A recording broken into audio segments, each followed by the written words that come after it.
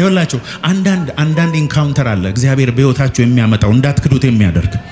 አንዳንድ ሰዎች አይታችኋል፣ በመጋዝ ሲሰነጠቁ ለኢየሱስ እስር ቤት ሲገቡ፣ ስለ ኢየሱስ ሲደበደቡ፣ አጥንታቸው ተሰባብሮ ከዛም ተነስተው ስለ ኢየሱስ ሲናገሩ፣ እነሱ ሰዎች ዝም ብሎ ቸርች ሲያመልኩ የነበሩ አይደሉም። የሆነ ኢንካውንተር ያላቸው ናቸው። እንዳይክዱት የሚያደርግ ከጌታ ጋር የተገናኙታል።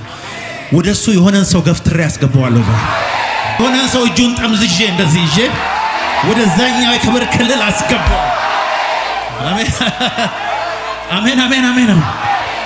ዛሬ ከዚህ ስትወጣ አንድ መዝሙር እየዘመርክ ትሄዳለህ። መስማትን በጆሮ ሰምቼ ነበር፣ አሁን ግን ዓይኔ አየች። አሜን አትሉም እንዴ? ሙሴ ይኸውላችሁ ባህር ተከፈለለት፣ መና ከሰማይ ወረደ። በሙሴ ያልሆነ ድንቅ የለም። ሙሴ ያላየው ተአምር የለም። ወደ እግዚአብሔር መጣና ጌታው ያለ ይህንን ተአምር በጠቅላላ ወደዛ ወሰድልኝ እና እኔ አንድ ነገር ነው የምፈልገው። ፊትህን አሳየኝ፣ ፊትህን አሳየኝ፣ ክብርህን አሳየኝ። ሌላ ጥያቄ የለኝም፣ ይበቃኛል። ፊትህን አሳየኝ። እናንተ ተጠምታችሁ የመጣችሁ ዛሬ እግዚአብሔር ፊቱን ያብራላችሁ።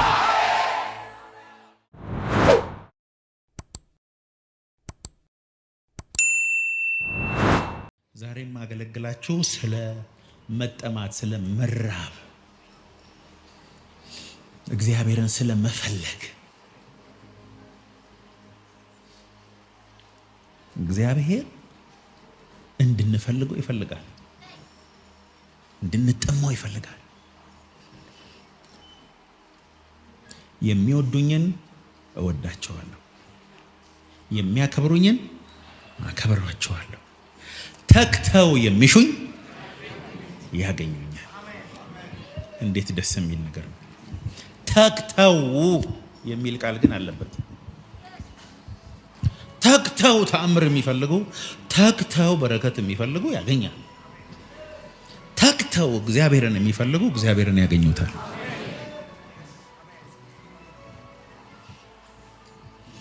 እግዚአብሔር ኃይል የሚሰጣቸው ሰዎች አሉ። እግዚአብሔር የምድር በረከት የሚሰጣቸው ሰዎች አሉ። እግዚአብሔር የጠየቁትን የሚሰጣቸው ሰዎች አሉ። አንዳንድ ሰዎች ግን እግዚአብሔር ራሱን ይሰጣቸዋል። አሜን አሜን። ራሱን ይገልጥላቸዋል። ዓይኔ በርቶ አንዴ ልይህ። አሁን ኢየሱስን እንደዚህ ፈልገው የመጡ ሰዎች አሉ። ምንም ነገር አልፈልግም፣ እስቲ የልቡን አይኖቼን አብራና አንዴ ልይህ። ዛሬ እንደዚህ ብሎ የመጣ ሰው ኢየሱስን አይቶት ነው። ከዛ በኋላ ወራባጋታላ ባላላ ኢየሱስን ካየኸው በኋላ ክብር ልቦች በርተው የሆነ ነገር ካየ በኋላ ምንም ጥያቄ እንደሌለ ይገባል። አሁን የጸሎት ሊስታችን ብዙ ነው። ፔጅ 1 ፔጅ 5 ምናምን የ19 ምናምን የ2000 ምናምን ያልናቸው ዝርዝሮቻችን በጠቅላላ አንድ ክብር መጥቶ ሲነካ ትቼዋለሁ ነው የምትለው። እዚሁ መኖር ለኔ ይሻለኛል። አንድ ለአንተ፣ አንድ ለሙሴ፣ አንድ ለኤልያስ እዚሁ መስራት። የሆነ ሰው ዛሬ እንደዚህ ነው ወደ ቤቱ የሚገባ። ጥያቄን ትቼዋለሁ፣ አንድ ጥያቄ ግን አለኝ። ጥያቄዎችን ሁሉ ወደ አንድ ጥያቄ ቀይሬያለሁ። እሱም አሁን ከገባሁበት ክልል እንዳታስወጣኝ፣ ፊትህን እያየው ልኑር። አሜን አሜን። ኢየሱስ ሌሊት ይነሳና ይላል መጽሐፍ ቅዱስ ወደ ምድረ በዳ ሄዳል። በሌሊት ሌሊት ቢለው ወደ 11 ሰዓት ሊሆን ይችላል፣ 9 ሰዓት ሊሆን ይችላል። ሌሊት ይነሳና ቀኑን ሙሉ ምድረ በዳ ሲጸልይ ውሎ ይመጣል። አንዳንድ ጊዜ ደግሞ ማታ ሄደና ሌሊቱን በሙሉ ተራራ ላይ ሲጸልይ አድሮ ይመጣል። ከዛስ 10 ምናምን ሰዓት የፈጀበት ጸሎት 8 ሰዓት የፈጀበትን ጸሎት አድርጎ ከመጣ በኋላ የሞተ ሰው ሲያይ ቃሬዛ መንካት ብቻ ነው። አንተ ጎበዝ ተነስ፣ ምን ፈለክ ማየት አንተስ ለምጻሙ መንጻት ፈለኩ ንጻ። ከዛ በጣም የገረመኝን ነገር ልንገራችሁ። ሐዋርያት አንድም ቦታ ኢየሱስን ሄደው ጌታ ሆይ እስቲ እንዴት አይን እንደምናበራ አስተምረን ብለው ታቁ። እስቲ እንዴት አድርገህ ነው ሙታንን የምታስነሳው እስቲ ንገረን ብለው ታቁ። ሐዋርያት ወደ ኢየሱስ መጥተው ውሃ ላይ እንዴት እንደምንራመድ አሳየን ብለው ታቁ። ለምን መሰላችሁ? ነገሩ እዛ እንደሌለ አውቀዋል። 4 ሰዓት ይጸልያል፣ በ2 ሰከንድ ይፈውሳል። መገኘት ውስጥ ይገባል፣ ሲመጣ በሰከንድ ተአምራትን ያደርጋል። ከዛ በኋላ እንደዚህ ብሎ ለመኑት፣ ጌታ ሆይ ጸሎት አስተምረን፣ እንዴት አባታችንን እንደምንፈልግ አስተምረን። የሆነ ሰው ዛሬ ይሆላችሁ የጸሎት ህይወቱ ለዘላለም በኢየሱስ ስም የሚቀየርለት አንድ ሰው ይሆላችሁ። ከየትኛውም አገልግሎት ከባድ የሆነው አገልግሎትና ሰዎች የማይፈልጉት አገልግሎት የጸሎት አገልግሎት። የፎስ ፕሮግራም ከተባለ ህዝብ ግር ብሎ ነው የሚመጣው። የትምህርት አገልግሎትም ትንሽ ይሻላል። ጸሎት ሲባል 8 ሰው ነው የሚጸልየው። አይፈልግም ሰው። ለምን? ጸሎት ከጸለይክ ውጤት ማምጣት አለበት። ጸሎት ከጸለይክ የሆነ አኖይንቲንግ የሆነ ኃይል ሊነካ ይገባል። ካልሆነ ቦሪንግ ነው፣ ከባድ ነው። ጌታ የተናገረኝን ልንገራችሁ። የሆኑ ሰዎች ውስጥ ረሃብ ይገባባቸዋል።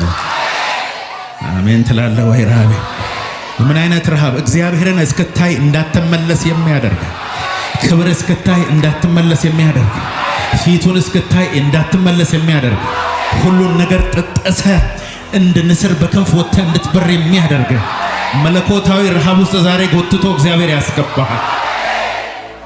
የሆነ የተለየ ይቀናል። ይመጣና ጌታ እንዳትክደው፣ እንዳትመለስ፣ ሰው እንዳትሆን፣ ከዛ በኋላ ሌላ ነገር እንዳይርብህ፣ እንዳትፈልግ የሚያደርግ የሆነች አንድ ቀን ኢንካውንተር አለች። እሱን የሚሰጠው ዛሬ አንድ ሰው አለ። የሚገርማችሁ ጴጥሮስ፣ ያዕቆብና ዮሐንስ ሌሎችም ሐዋርያት ኢየሱስ የሞተ ሲያስነሳ ሁሉ አይተዋል። ባይዞ መጽሐፍ ቅዱሳችን ላይ የተጻፈው የኔ 1% አይሆን። እነሱ ካዩት በየቀኑ ተአምር አምናችሁ እምነት የሆነላችሁ ዘንድ ይሄ ተጻፈ እንጂ ይሄ ብቻ አይደለም ብሏል እኮ። መዓት ነው። ውሃ ላይ ሲራመድ፣ አሳና ዳቦ ሲያባዛ፣ ዕውር ሲያበራ፣ የሞተ ሲያስነሳ ሁሉን አዩና ንጉሥ ሊያረጉት ፈለጉ።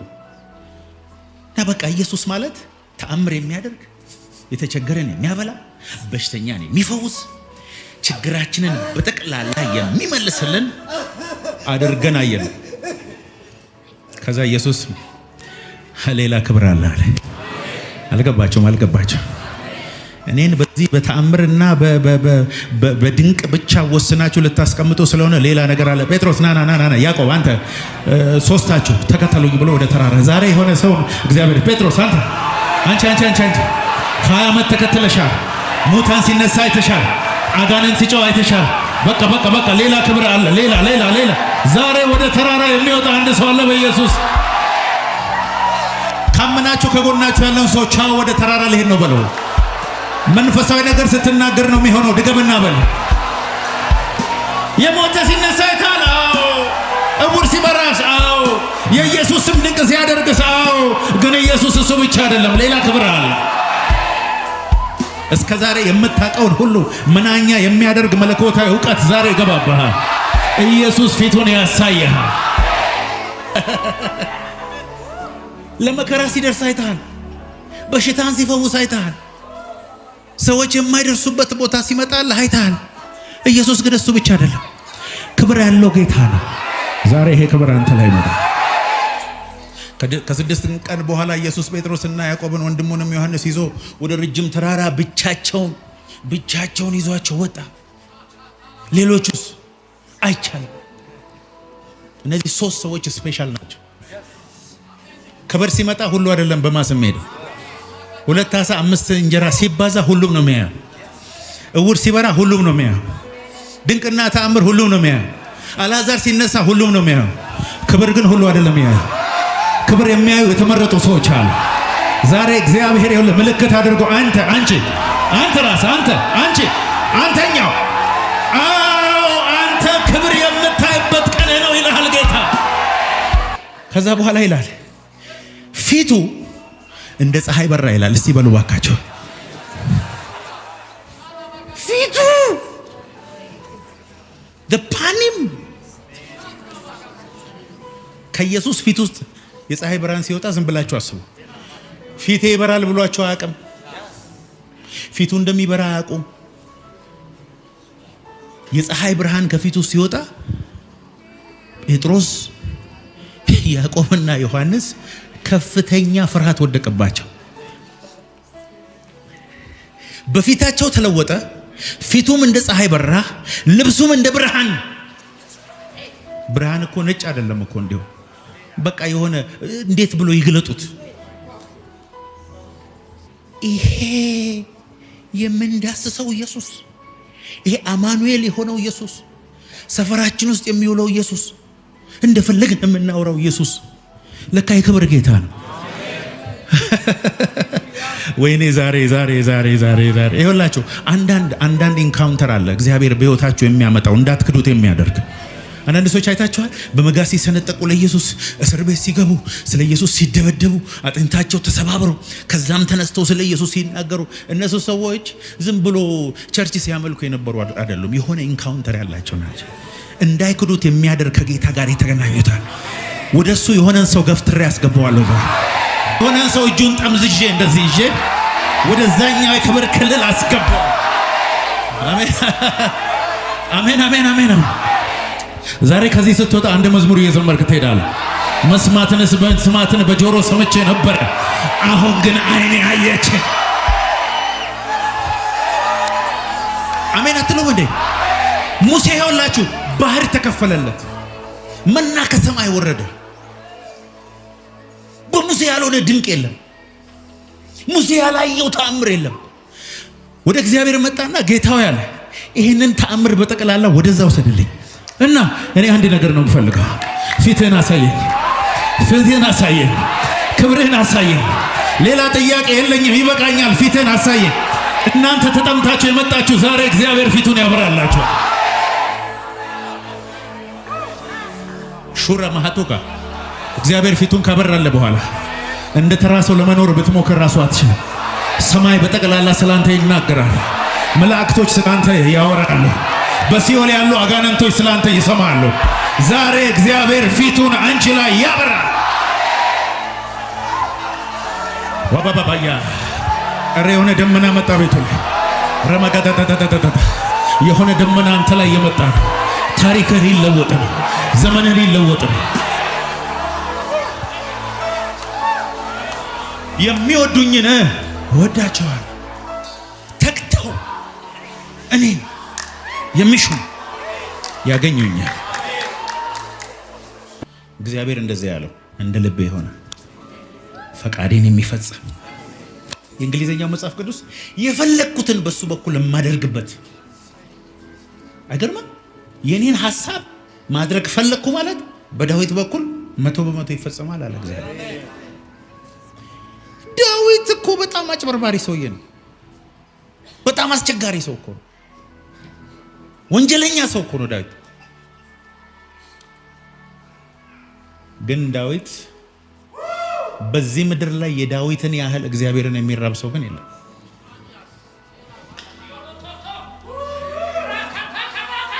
ለካ እግዚአብሔር በጣም እሱን የሚራቡትን ሰዎችም እንደዚህ ነው የሚላቸው፣ ይሄ የኔን ሐሳብ የምፈጽምበት ሁሉ ጊዜ እኔን የሚራበኝ የኔ ክብር አለ ማለት እሱ አለ ማለት ነው። የኔ ክብርና ሽታ ያለበት ሁሉ የማይጠፋው ይሄ ልጄ ዛሬ ይሄ ረሃብ በኢየሱስም ይገባባ። እግዚአብሔርን አንዲት ነገር ለመንኩት፣ እሷንም እሻለሁ፣ በሕይወቴ ዘመን ሁሉ በእግዚአብሔር ቤት እኖር ዘንድ። የሚያምኑ ሰዎች ባይዘው በንግግራቸው በድርጊታቸው እንደሚታወቅ ታውቃላችሁ። ማመንህን ይኸውልህ በድርጊት ይታወቃል። በምታንገርገው እንቅስቃሴ ይታወቃል። ተናገር ስትባል ራሱ ደጋግመ ነው የምትለው። ከጎን ላለ ሰው ንገረው፣ ይሄ ቀን ዛሬ ለኔ የቅባት ቀን ነው። መንፈስ ቅዱስ ሰዎችን በጣም ስነ ስርዓት የሚያስይዝ መንፈስ ነው የምትሉ ሰዎች እኔ እሱን አላውቅም። ትልቅ ሰው ሕፃን ሲያደርግ ነው ማቅ። አዎ ጤናማ ሰው ሰካራም ሲያደርግ ነው ማቅ። የሆነ ዝም ብሎ ስርዓቱን ይዞ የተቀመጠ ሰው እንደ ሞተ ሰው ሲሆን ነው ማቀው። ዛሬ የሆነ ሰው ላይ ቅባት ይመጣበታል።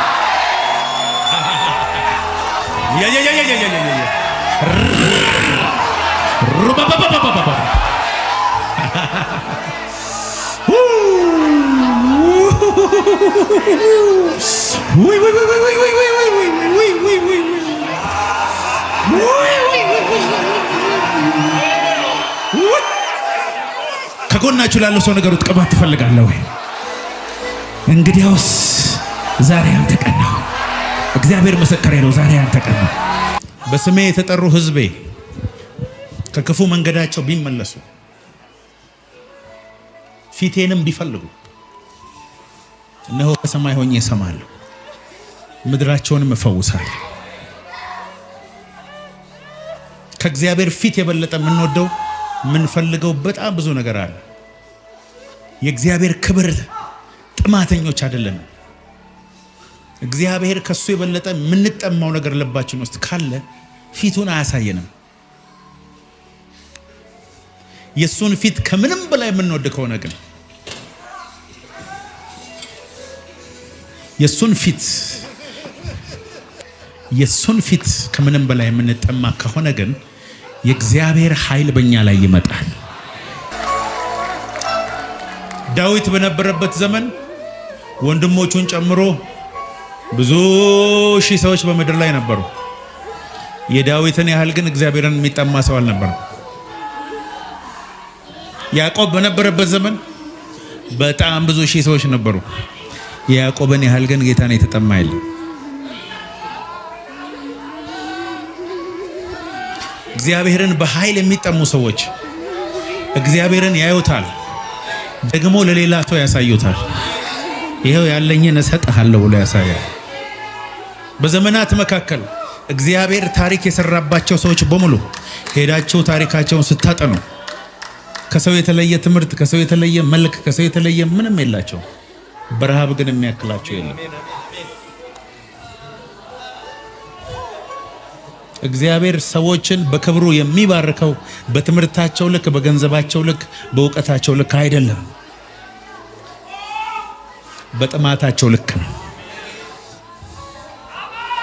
ያቺ ሳምራዊቷ ሴት በዛን ዘመን ከነበሩ ሳምራውያን ሁሉ መሲሁን ስትጠብቅ የነበረች፣ እሱ በመጣ ጊዜ ሁሉን ይነግረናል ብላ ጌታን ለማምለክ ስትጠማ የነበረች ሴት ናት። 5 ባል 6ኛ ቤት ኖሮ ኢየሱስ ሲመጣ እንቆቅልሿን ሲፈታ የመጀመሪያ የጠየቀችው ለምንድን ነው ይሄ ሁሉ ባል እንደዚህ ያደረገኝ ሳይሆን እናንተ አምልኮ እዛ ነው ትላላችሁ፣ እኛ ደግሞ እዛ ነው እንላለን፣ የቱ ነው ልክ ብላ ጥያቄዋ እግዚአብሔርን ማምለክ እንጂ እንቆቅልሿ እንዳልነበረ ከዛ ጌታ ኢየሱስ ለሐዋርያት ያልገለጠውን ለፈሪሳውያን ያልገለጠውን አዲስ ምስጢር በሷ በኩል ገለጠ። በእኔ የሚያምን የሕይወት ውሃ ወንዝ ከሆዱ ይፈልቃል ብሎ የተናገረው ለመጀመሪያ ጊዜ ለሱ። ለሌሎቹ ክርስቶስ መሆኑን አይናገርም፣ ለሷ ግን የምትጠብቀው ስለሆነ አንቺ ጥማትሽ ኃያል ነው፣ እኔ መሲሁ ክርስቶስ ነኝ አለ። አሜን ትላላችሁ? ያዕቆብ እግዚአብሔርን ከመራቡ የተነሳ ወንድሙን አጭበርብሮ በኩርና ገዝቶ አባቱን አጭበርብሮ በረከቱን ወስዶ ለ14 ዓመት በግ ጠባቂ ሆኖ ሲመለስ ግን ጌታን ካልባረከኝ አልለቅህም አለ። ይኸውልህ እግዚአብሔር በሉት ከጎናችሁ ላለው ሰው ሁል ጊዜ ለረሃብ መልሳለሁ።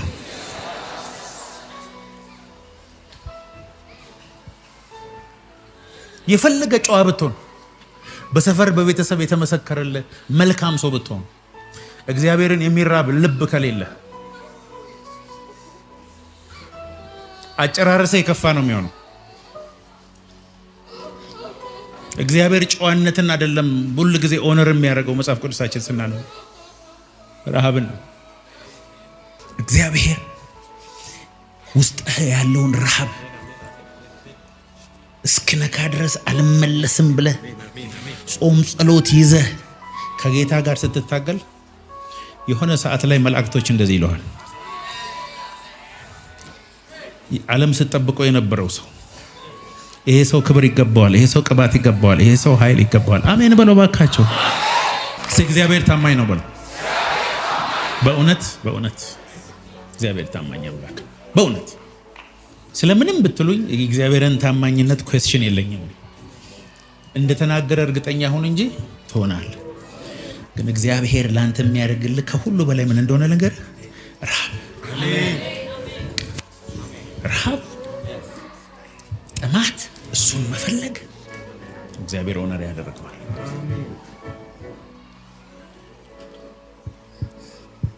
ሴት የለ ወንድ የለ፣ የተማረ የለ መሀይም የለ፣ ድሃ የለ ሀብታም የለ። 2018 ከማለቁ በፊት ይኸውልህ አድራሻህን አፈላልጎ በሰው አቆራርጦ አንተን ፍለጋ የሚመጡ ሰዎች አሉ በኢየሱስ አሜን። መታወስ የሚባለው ነገር ከእግዚአብሔር እንደሆነ ልንገራችሁ። ዮሴፍ ለዛ ሰውዬ ህልም ለሁለቱ ፈታ። አንተ ሟች ነህ፣ አንተ ቤተ መንግስት ነህ አለ። ቤተ መንግስት ሄዶ ሰውዬ ረሳው። መርሳቱ ነው ትክክል። አሜሪካ ሲሄድ ይሄን አደርግልሃለሁ ምናምን ብሎ የረሱ ሰዎች እንኳን ረሱ ከጌታ ነው። እንዲያስታውሱ አትጸልይ። ለዮሴፍ የሚያስፈልግበት ታይም ላይ ግን አስታውሰው። ለካ ሰዎች እንዲያስታውሱ የሚያደርገው እግዚአብሔር፣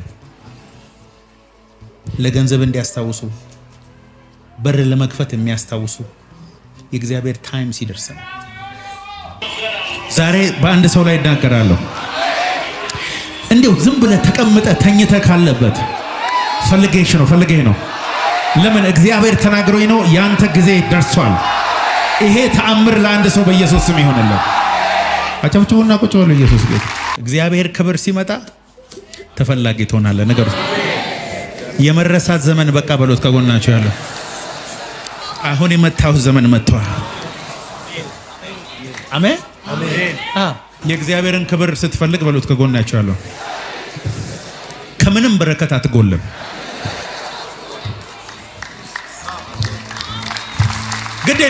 ግድ የለሽም። ዛሬ እነግርሃለሁ፣ ምንም አይኖር ችግር የለውም። ኪስ ባዶ ይሁን፣ ቃል ካለ ትደርሳለህ። ሰዎች ይጥሉ፣ ስምህን ያጥፉ፣ አንተ የምትደርስበት ቦታ ግን በህልማቸውም ሊደርሱ አይችሉም። ፋክት እኮ ነው። ይኸውልህ ውድቀትን እየዘመሩ ያለው ሁሉ 2018 ከማለቀው በፊት የምስጋና በዓል ላይ ይመጣሉ። አንተ ቤት የሚከበረው የምስጋና በዓል እግዚአብሔር ታላቅ ነገር አደረገልን፣ እኛ ደስ አለን። እግዚአብሔር የጽዮንን ምርኮ በመለሰ ጊዜ ህልም እንጂ ይሁን አልመሰለንም። ይሄ በጌታ በኢየሱስ ስም አንድ ሰው ህይወት ይሆናል። አጨብጭቡና ቁጭ በሉ።